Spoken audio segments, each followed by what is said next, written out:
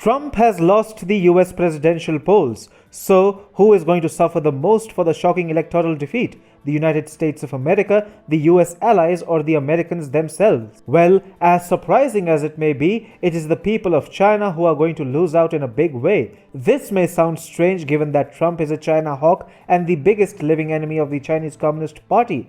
But this is exactly why Trump was so important for the people of China. He was the only US president who could have rescued them from the clutches of the CCP. Recently, when Trump got banned by several social media giants, there was a visible meltdown on the Chinese social media. Chinese citizens were apparently questioning why the outgoing US president was censored. Some of them even drew an analogy between what happened to Trump and the censorship culture in China. But why should the people of China bother about what happens to Trump? Isn't he the biggest enemy of China who ransacked the Chinese economy with trade wars? Well, this is nothing new. Chinese citizens have always had a soft corner for Trump. The outgoing US president may be an enemy for the CCP-ruled People's Republic of China, but he has always been a friend for the Chinese people who want to get rid of the tyrannical CCP rule. From the very beginning, Trump made it clear that he hated the CCP and not the people of China. For the Trump administration, the CCP was the perpetrator and the people of China were simply victims of CCP rule.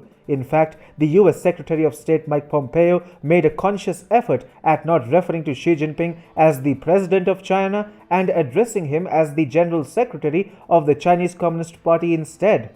Also, the top US diplomat made it a point to blame the Chinese Communist Party and not China during his press briefings. The message was clear. The White House wants to confront communist authoritarianism in China and has no intention of harming the people of China.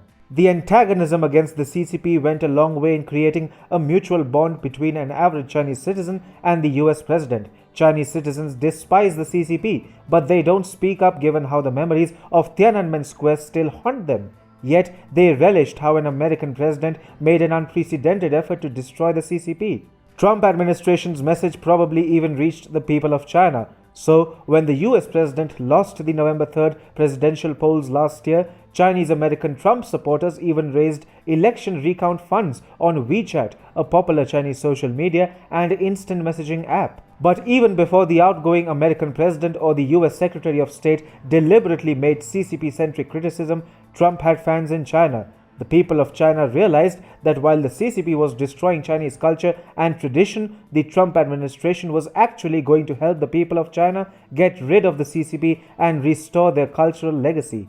Trump's peace initiatives and even his American nationalism resonated with Chinese citizens. Then he was also seen as successful by the people, even though Trump kept fighting with the CCP administration. Above everything, Trump had become a symbol of hope for the Chinese youths who want to overthrow the CCP. So, as the White House prepares for a transition to the Biden regime, the people of China are the biggest losers.